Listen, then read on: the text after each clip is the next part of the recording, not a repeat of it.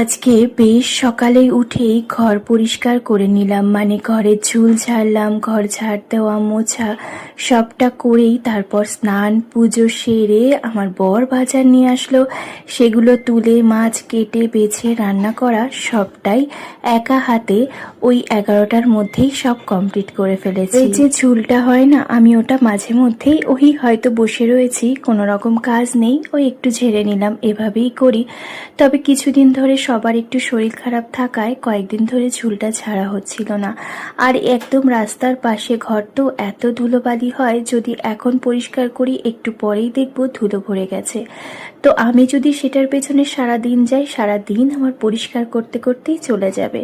তার মধ্যেও যেটুকু টাইম পাই ওই করে নিই আর কি। তো ঝুলটা ঝেড়ে একটা ঝাড়ু নিয়ে এসে ভালো করে ঝাড় দিয়ে নিলাম। মানে ঝুল ঝাড়ুটা দিয়ে অতটাও হয় না, ঝাঁটা দিয়ে খুব ভালো হয়। আর এটা তো কৃষের খেলার ঘর প্লাস পড়ারও ঘর, এই ঘরটায় তো কৃষের সারা জিনিস ছড়ানো থাকে। রোজ সকালে উঠে এটা আমি পরিষ্কার করে দিই। আর ওই ঘরটা ঝাড়লাম না, এখনো আমার বর আর ছেলে ঘুমোচ্ছে বলে। গতকাল রাতেই মেশিনটা চালিয়ে রেখেছি, জামা কাপড়গুলোও ধোয়া রয়েছে, তো ভাবলাম বেশ সুন্দর রোদ উঠেছে, আগে জামা কাপড়গুলো মেলে দিই। আর তার মধ্যে আমি আবার বরকে ডেকে দিলাম, ও যাবে বাজারে। আর এখানে না একটু সকাল সকালই বাজারে যেতে হয়, না হলে অত জিনিস ভালো পাওয়া যায় না, সবটাই বিক্রি হয়ে যায়। তারপরও দেখো না, আমি ওকে বলে দিয়েছিলাম একটু কচু শাক আনতে, ও বলল আমি যাওয়ার আগেই বিক্রি হয়ে গেছে। খুব ভালো যদি রোদ ওঠে তাহলে আমার এই ব্যালকানিটার থেকে, ব্যালকানি নয় বড় জানালা, তো এটার থেকেই না সুন্দর শুকিয়ে যায়। ওদিকে চা হচ্ছে, আমি জামা কাপড় মেলছি, আর আমার বর চলে গেল ফুল আনতে। আজকে না অল্প ফুলই এনেছিল, আবার বাজার থেকে একটা মালা কিনে এনেছে। আর একটু জবা ফুল আনতে বলি ওই মায়ের চরণে দেওয়ার জন্য। আমি পুজোটি ইচ্ছা করি না তোমাদের সাথে সবসময় সবটা শেয়ার করি না। তোমরা কিছু দিদিভাই হয়তো বা আমাকে ভালোর জন্যই বলো, আবার কিছু দিদিভাইরা আছে যে নিয়ম কানুন ভুল হলে খুব করে বকা দেয়। দেখো, এক একজনের নিয়ম তো এক এক রকমের হয়, তাই না? ঠাকুরকে তুমি মন থেকে ডাকলেই সে সাড়া দেবে। ঠাকুর তো আমাদের বলে দেয়নি এই নিয়মে পুজো করবি, যাকে ছাড়ো। এদিকে চা হয়ে গেছে, বাবা তো ছেলেকে ডাকছে, ছেলে ভীষণ রেগে গেছে। আর আমার ছেলে না একটু ঘুম থেকে উঠে ওই আমার কাছেই বেশি টাইম আসতে চায়। মাঝে মধ্যে বাবার কাছে যায় ঠিকই, কিন্তু ঘুম থেকে উঠে ওর আগে মাকে লাগে। কিসের জন্য ডিম সেদ্ধটা বসিয়ে দিয়েছি, ও ডিম সেদ্ধটা এখনো হয়নি, ও ফ্রেশ হতে হতেই হয়ে যাবে। দেখেছো, বাবা নিতে চাইলো, কিছুতেই গেল না। ওই তো আমি আদর করে দিলাম বাবার কাছে, এখন ওর বাবা ব্রাশ করিয়ে দেবে আর ফ্রেশ করে দেবে, তারপরে ছেলেকে ডিমটাও দিয়ে দেবো। আর এদিকে আমার বর তাড়াতাড়ি করে চাটা খেয়েই বেরিয়ে পড়বে। বেশ বেলাই হয়ে গেছে, 7:30 প্রায় বেজেই আসলো। ঘড়িটা ফাস্ট তো, তাই অনেকটা ফাস্ট দেখা। দুজনা বসেই একটু চা খাচ্ছিলাম, তারপরে ওই টুকিটাকি গল্প থাকে। আর আমাদের না গল্প করতে করতেই ঝগড়া লেগে যায় জানো। ভালো কথা হয়তো আমি বলি, ওর হয়তো পছন্দ নয়, ও একটা কথা বলে আর আমার সাথে ঝগড়া বেঁধে যায়।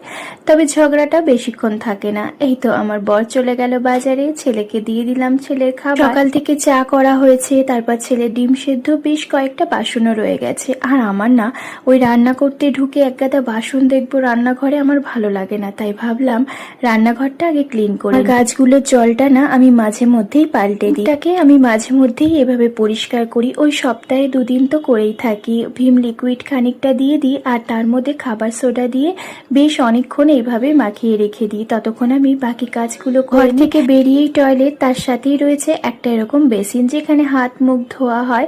তো এটাকে আমি যখন টাইম পাই আমি ভালো করে পরিষ্কার করে নিই, আর আমার বর সপ্তাহে 2 দিন ও করে নেয়। এই তো আজকে আমি করে নিলাম, ওই লাল হারপিকটা দিয়ে সুন্দর পরিষ্কার হয়ে যায়। এরপর আমি ঘরগুলো ভালো করে ঝাড় দিয়ে মুছে নেব। এদিকে কৃষেরও দেখলাম খাওয়া হয়ে গেছে, ওকে একটা বই দিলাম, ও পড়তে থাকবে। সংসারের এত কাজ যদি আমার বর কিছুটা হেল্প না করে তাহলে কিন্তু কখনোই আমি একা একা পারতাম না। ও যেটুকু পারে সবসময় আমাকে হেল্প করে দেয়। তারপরে তো ওর অফিস রয়েছে, আর আমি কি বলতো, যদি একটু কাজ থাকে না, ওই কাজ রেখে শুয়ে থাকতে পারি না। মাঝে মধ্যেই আমার বর বলে যাও এখন আর করতে হবে না কাজ, পরে করে নিও, কিন্তু ওই কাজ থাকবে আর আমি শুয়ে থাকবো, ভীষণ অস্বস্তি হয়।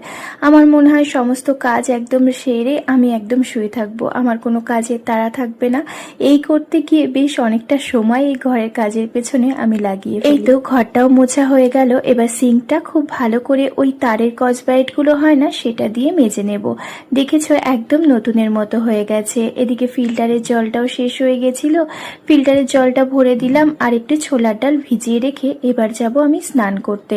আজ সকালে রুটির জন্য একটু ছোলার ডাল করব। এদিকে দেখো আমার বড় চলে এসছে আমি স্নান করে আসতে আসতেই। আমি ওদিকে পুজো দিচ্ছিলাম, ও বাজারটা রেখে দিল, এরপর গিয়ে বাজার তুলে নেব। আজকে না আমার বর বেশ অনেকটা বাজার করেছে, যেমন সবজি বাজার করেছে, কিছুটা আবার মাছও এনেছে। চলো তোমাদের সাথে সবটাই দেখিয়ে দিই, কিন্তু এদিকে তার আগে ছোলার ডালটা সেদ্ধ বসিয়ে দিই। আবার তো অফিসও আছে, অফিসের রান্নাটাও টাইম মতো করতে হবে। মাছগুলো এতটাই ফ্রেশ ছিল তাই ভাবলাম আজকে একটু মাছ রান্না করে দিই, না হলে আজকে মাছ রান্না করার মতো কোনো ইচ্ছা ছিল না। পাবদা মাছ রান্না করব আর তার সাথে ওই যে পাতলা শুক্তো হয় সেটাই রান্না করব। এবার চলো আমি কাজগুলো করে নিই আর আমার ভালোবাসার মানুষদের কমেন্ট। ইন্দ্রিলা মজুমদার মন্ডল দিদিভাই কমেন্ট করেছে, তোমার মানসিকতা খুব ভালো দিদিভাই, খুব ভালো লাগে তোমার ভিডিও, তোমার জন্য এত ভালোবাসা রইল, খুব ভালো থেকো। আভা সরকার দিদিভাই কমেন্ট করেছে, সত্যি সুন্দর গুছিয়ে রান্না করো, খুবই ভালো লাগে, কত সুন্দর রান্না করলে, এত ভালোবাসা রইল দিদিভাই, খুব ভালো থেকো। জাররিন সুলতানা দিদিভাই কমেন্ট করেছে, আপু আমার নামটা নাও প্লিজ। জাররিন সুলতানা, তোমার ভিডিও খুব ভালো লাগে, তোমার জন্য এত ভালোবাসা রইল, খুব। তনুশ্রী দিদিভাই কমেন্ট করেছে, দিদি আমি তোমার ভিডিও দেখতে এত কমেন্ট করি আর তুমি আমার নামটাও নাও না কেন, তুমি খুব মিষ্টি দিদিভাই।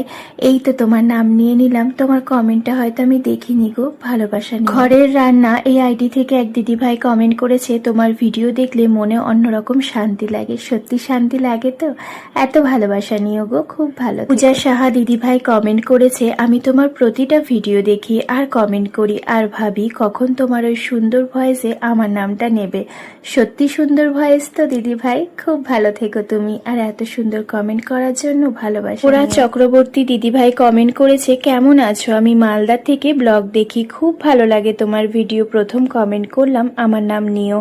এই তো তোরা দিদিভাই তোমার নাম নিয়ে নিলাম, তোমার জন্য এত ভালোবাসা রইল। অপর্ণা দাস দিদিভাই কমেন্ট করেছে, খুব ভালো লাগলো তোমার ভিডিও, এত ভালোবাসা নিও দিদিভাই, খুব ভালো থেকো তুমি। রান্নাগুলো তো একে একে হয়ে গেল, এবার যাব ছেলেকে পড়াতে, ও তো খেলা করছিল, এবার আমি বসে ওকে একটু পড়িয়ে নেব। খুব ভালো থেকো তোমরা, ভিডিও যদি ভালো লাগে প্লিজ ফলো করে পাশে থেকো, টাটা।